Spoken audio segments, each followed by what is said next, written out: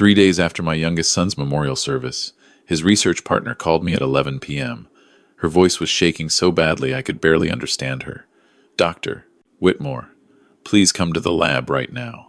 I found something in Daniel's files. Something about your other son. Don't tell anyone. I think I'm being watched." When I arrived at the research building, I heard muffled sounds from inside her office. Through the frosted glass, I saw a shadow moving toward her. The door swung open, and standing there was the last person I expected to see. My blood ran cold. Thank you for joining me as I share the most devastating chapter of my life. If you're listening, drop a comment with your location and the time. I want to know who's walking through this darkness with me tonight. 3 days earlier, I had stood at Lakeview Cemetery in Seattle, watching them lower my youngest son into the ground. Daniel was 32 years old, a brilliant cardiac researcher at the University of Washington Medical Center. The doctor said it was a sudden cardiac event, ironic for a man who dedicated his life to studying the heart. A healthy young researcher, gone in 48 hours. No warning, no explanation. My wife Eleanor had passed 7 years ago from breast cancer. Now Daniel. The rain fell steadily that morning, as if Seattle itself was mourning with me. My eldest son, Richard, stood beside me at the grave. At 39, he'd become chief of cardiology at Northwest Medical Group, the prestigious practice I'd founded 40 years ago. He'd taken over when I retired 5 years back. Richard's wife, Vanessa, held his arm, her designer black dress immaculate despite the rain. "Dad." Richard's voice was steady, controlled. "Let me drive you home." I couldn't speak. I just nodded. The mourners dispersed slowly. Daniel's colleagues from the research center, his friends from medical school, a few neighbors. They offered the usual words. "He's at peace now. Time will heal." I wanted to scream at every one of them. At the reception afterward, held at Richard's home in Medina, I sat alone in the study. Through the window, I could see Lake Washington, gray and choppy. Daniel used to love this view. He'd sit here during family dinners, sketching diagrams for his research on his napkin. Richard appeared in the doorway. "You should eat something, Dad." "I'm fine." "You're not fine. None of us are." He crossed the room and sat across from me. "I've arranged everything. Daniel's apartment, his affairs. You don't need to worry about any of it." His efficiency should have comforted me. Instead, something in his tone made my skin prickle. That night, I lay awake in my condo in Capitol Hill, staring at the ceiling. Daniel's face kept appearing in my mind. The last time I'd seen him alive, 2 weeks before his death, he'd seemed anxious, distracted. "Dad, can I ask you something?" he'd said over coffee. "Have you noticed anything strange at the clinic lately? With the billing, the insurance claims?" I'd brushed it off. "I've been retired for years, son. Richard handles all of that now. Why?" He'd hesitated, then shook his head. "Never mind. Probably nothing." Now those words haunted me. 3 days after the memorial, my phone rang at 11:07 p.m. The caller ID showed Dr. Sarah Chen, Daniel's research partner. They'd worked together for 4 years, publishing groundbreaking studies on cardiac tissue regeneration. "Dr. Whitmore?" Her voice trembled. "Sarah? What's wrong?" "I found something. In Daniel's research files, there's a hidden folder. Dr. Whitmore, it's about Richard, about the clinic. You need to see this." My heart began to pound. "What kind of something?" "I can't explain on the phone. Please come to the research building. Room 412. And please," she lowered her voice to barely a whisper, "don't tell anyone you're coming. Especially not Richard. I think someone followed me here tonight." The line went dead. I drove through the rain, my mind racing. The University of Washington Medical Research Building loomed ahead, its windows dark except for a few scattered lights. I parked in the visitor lot and made my way to the 4th floor. Room 412 was at the end of a long corridor. As I approached, I heard voices. A man's voice, low and threatening. "Where is it? Give it to me now. Please. I don't know what you're talking about." Sarah's voice, terrified. "I know Daniel gave you copies. Hand them over or I'll make sure you end up just like him." My blood turned to ice. I pushed the door open. Richard spun around. His face shifted from fury to manufactured surprise in less than a second. "Dad?" His voice was smooth, concerned. "What are you doing here?" I stared at my eldest son. He was wearing surgical scrubs. as if he'd come straight from the hospital. Behind him, Sarah Chen was pressed against a filing cabinet, her face white with fear. "I could ask you the same thing," I said. Richard glanced at the folder in his hand, then back at me. He arranged his expression into something apologetic. "Sarah called me earlier. Said she'd found some of Daniel's personal items. I came to collect them before they got lost in the system." Sarah nodded too quickly, her eyes darting to mine. "Yes, just some personal items." Every instinct screamed that something was deeply wrong, but Richard's words sounded reasonable. The responsible older brother, handling details I couldn't bear. "That's thoughtful of you," I said carefully. "Let's go home, Dad." Richard stepped toward me. "You shouldn't be out this late in this weather." He guided me toward the door. As we passed Sarah, her hand moved quickly. Something small slipped into my coat pocket. When I glanced back, her eyes met mine. Her lips formed two words: his apartment. Outside, Richard walked me to my car. "Drive safe, Dad. I'll check on you tomorrow morning." I waited until his Tesla disappeared around the corner.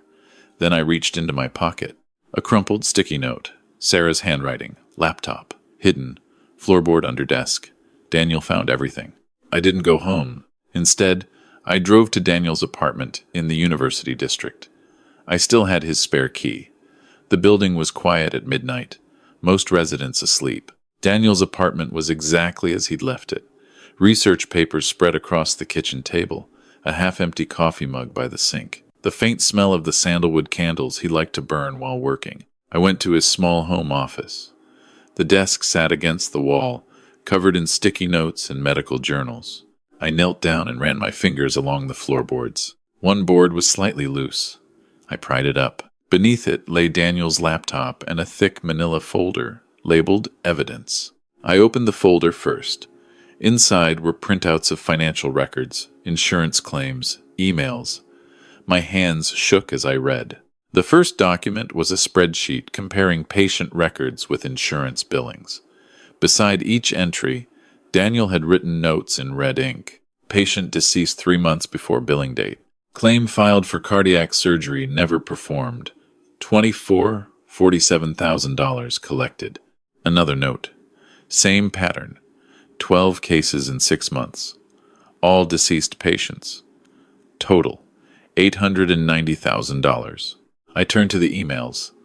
They were between Richard and someone named Vincent Marsh, a name I didn't recognize. From Richard to Vincent. "The auditors are getting suspicious. We need to slow down." From Vincent to Richard. "Can't slow down. The offshore account needs $2M before end of quarter. Find more deceased patient files." From Richard. "My brother is asking questions. He's a researcher, not an investigator, but he's smart. What do we do if he finds out?" From Vincent. "Handle it. You know what's at stake. We both have too much to lose." From Richard. Dated 2 weeks before Daniel died. "Consider it handled. By next month, he won't be a problem." I couldn't breathe. The next page was a toxicology report Daniel had apparently run on himself. He'd noted unusual compounds in his blood that shouldn't have been there. Beneath it, he'd written, "Symptoms started after family dinner at Richard's house. Vanessa made me special tea for my headaches. Getting worse each day. Can't prove anything yet." The final entry was dated 3 days before Daniel's death. "I'm scared. If I'm right, my own brother is trying to kill me. But I can't tell Dad. It would destroy him. Richard is his legacy at the clinic. Maybe I'm wrong. Maybe there's an explanation. I'll confront Richard tomorrow. If something happens to me, Sarah has copies of everything." The pages fell from my hands. My eldest son had murdered my youngest. Slowly, deliberately. While I praised their closeness. While I believed Richard was the responsible one, the successful one, the heir to everything I'd built, I opened the laptop. Daniel's password was the same one he'd used since college. Eleanor1958, my late wife's name and birth year. More files. Video recordings from the clinic's security cameras that Daniel had somehow accessed. In one, Richard and a man I assumed was Vincent Marsh sat in Richard's office, counting cash. In another, Vanessa handed Richard an amber prescription bottle with no label. I heard footsteps in the hallway outside. Then a knock. "Dr. Whitmore? Are you in there?" A woman's voice, hushed. I opened the door a crack. Sarah Chen stood there, looking terrified. "I followed you," she whispered. "Richard went back to the research building after you left. He's searching my office. I don't have much time." She slipped inside and closed the door. "He killed Daniel," I said. My voice cracked. "I know." Tears streamed down her face. "Daniel told me he suspected something. He asked me to hold copies of the evidence as insurance. I thought he was being paranoid." She covered her mouth. "I should have done more. I should have gone to the police." "We'll go now," I said. "We have enough." "No." Sarah shook her head. "I tried. 2 months ago, Daniel and I went to a detective, Detective Morrison at Seattle PD. He said he'd look into it. 2 days later, Richard invited me for coffee. He said he knew I'd been talking to the police. Said if I didn't stop, I'd have an accident like his brother was going to have. My God. Daniel thought we needed irrefutable proof, a confession, something that couldn't be dismissed as circumstantial. She looked at me desperately. "They have connections, Doctor. Whitmore. Vincent Marsh is a hospital administrator. Vanessa's father is a judge. If we go to the police half prepared, they'll bury us." I thought of Daniel's last journal entry. He'd wanted to protect me. He'd died trying to find the truth without destroying our family. "Then we get the confession," I said, "and we make sure the whole world hears it." Over the next week, Leonard Torres, my former colleague and closest friend, helped me prepare. Leonard had been the chief of surgery when I ran the clinic. He'd retired the same year I did. At 73, he still had a mind like a steel trap. We met at his houseboat on Lake Union, far from anywhere Richard might think to look. "The Medical Association Gala," Leonard said, tapping a pen against his notepad. "Next Saturday, the Fairmont Olympic Hotel. 400 guests. Richard is receiving the Excellence in Medicine Award." I nodded slowly. "The perfect stage. We'll need the AV team." Leonard pulled up blueprints on his laptop. "I still have contacts. We can arrange a special tribute video for Daniel. No one will question it." "And Detective Morrison?" Leonard smiled grimly. "I made some calls. Turns out he's been building a case against Vincent Marsh for months. Insurance fraud, corruption, the works. He's very interested in what we have. He'll have officers at the gala, waiting for our signal." The night before the gala, I made one final trip to Richard's office at the clinic. Leonard had obtained a signal jammer that would loop the security cameras. I had 3 minutes. I slipped inside at 2 a.m. The building was silent, empty. Richard's office smelled like leather and expensive cologne. I sat at his desk and powered on his computer. The password was predictable. Medina 2015, the year he'd bought his waterfront mansion. I found the folder labeled Private. Inside were more emails, bank statements for an offshore account in the Cayman Islands, and a document that made my stomach turn. It was a life insurance policy on Daniel. $3 million. Beneficiary, Richard Whitmore. Taken out 8 months before Daniel died. I photographed everything. Then I planted the microphone Leonard had given me.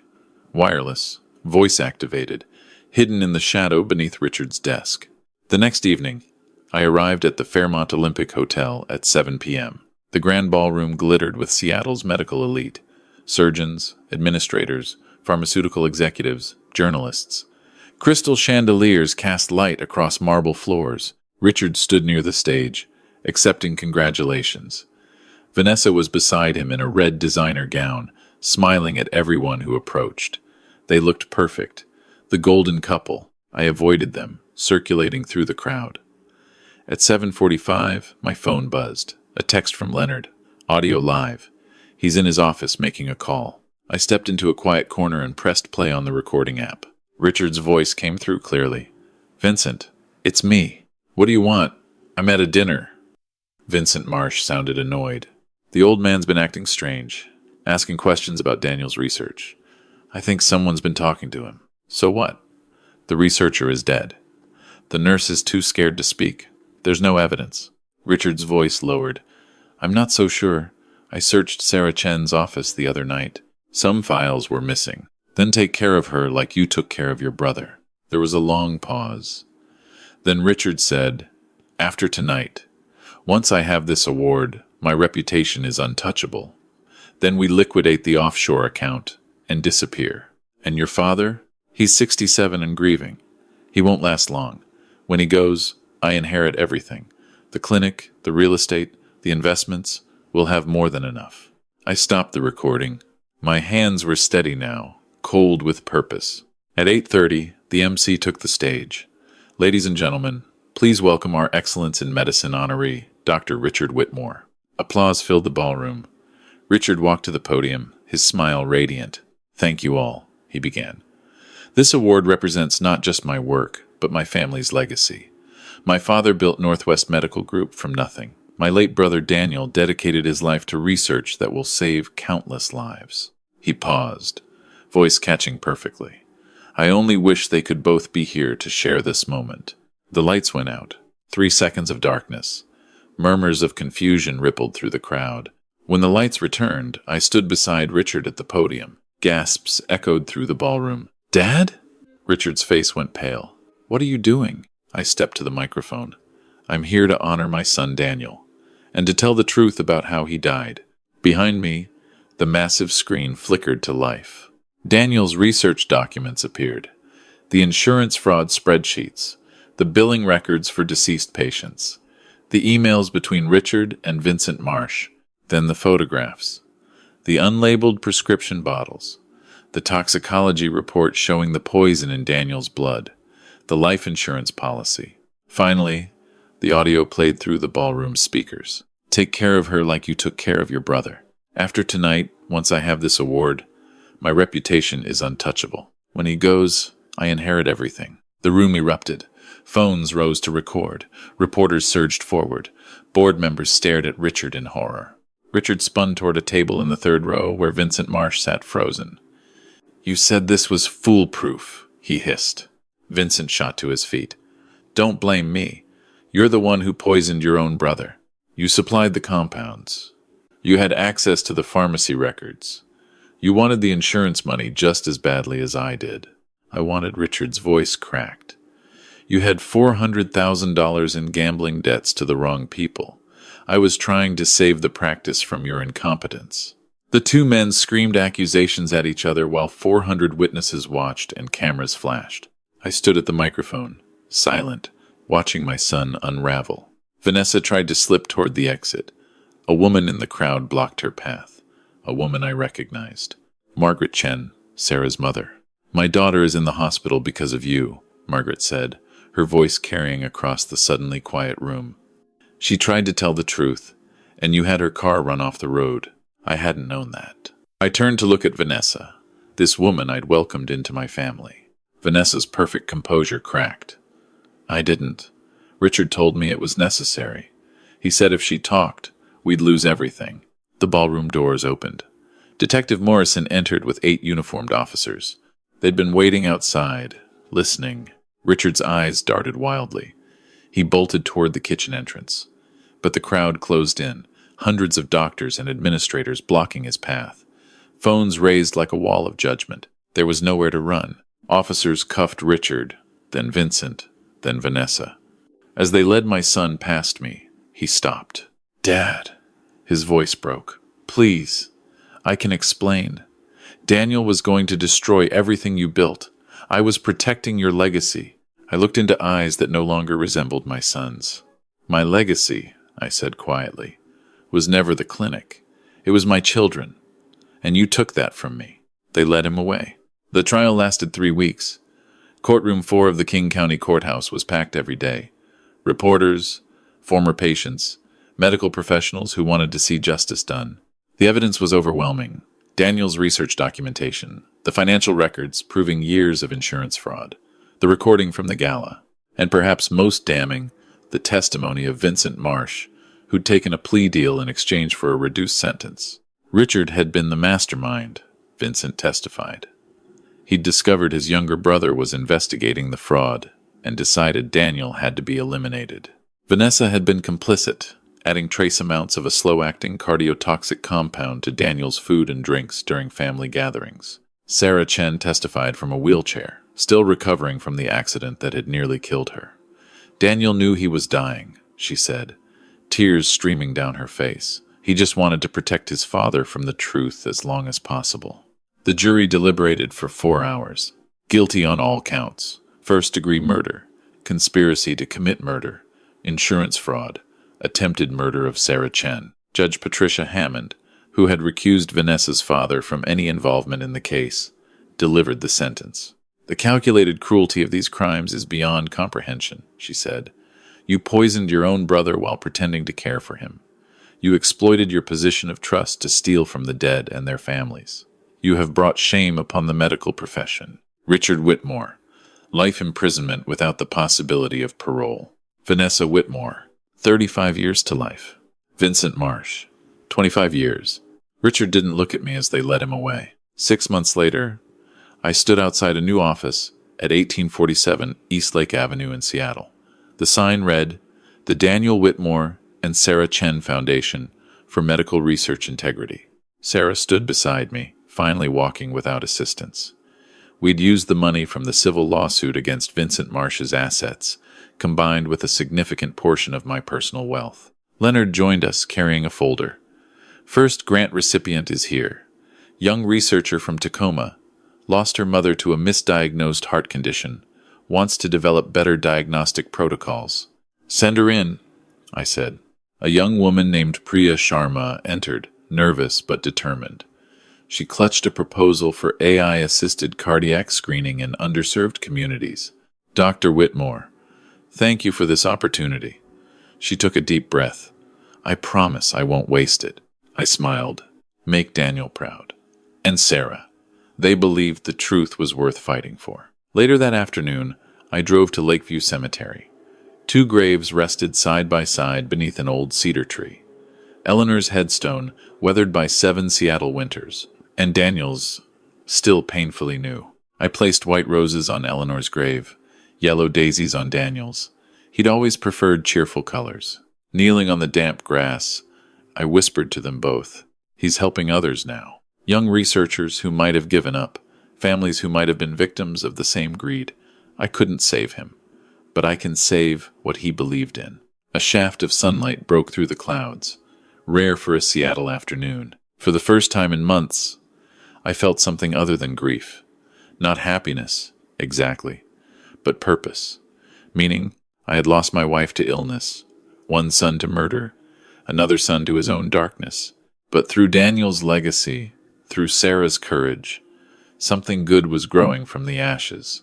Justice had been served, the truth had been told, and maybe, just maybe, that was enough. Looking back at this chapter of my life, I see a father who trusted too easily and questioned too late. I was so proud of Richard's success that I never asked how he achieved it. I was so convinced Daniel was the dreamer and Richard was the practical one that I missed the rot growing beneath the surface. My advice to anyone listening, especially those of us old enough to have seen how quickly families can fracture: success means nothing if it comes at the cost of integrity. Achievement is hollow when it's built on the suffering of others. If this story teaches you anything, let it be this: know your children's struggles, not just their accomplishments. Ask the hard questions. Listen when something feels wrong. Don't let money or status become the measure of their worth or yours. Because I learned too late that the greatest gift I could have given wasn't a medical practice or a family name. It was the knowledge that they were valued for who they were, not what they could inherit. In my darkest moments, I asked God why He allowed such evil to flourish in my own family. Then I realized He was asking me the same question. Why did I allow ambition to blind me? Why did I assume success meant goodness? These aren't just cautionary tales. They're mirrors, reflecting what happens when we lose sight of what truly matters. This is my story, raw and unfiltered. I share it so others might recognize the warning signs I missed. If this resonated with you, leave a comment telling me where you're from and what lessons you're taking away. Share this with someone who needs to hear it. And subscribe for more real stories that remind us how to live with integrity. Thank you for walking through this darkness with me. And remember, family is precious, but trust must be earned, even by blood.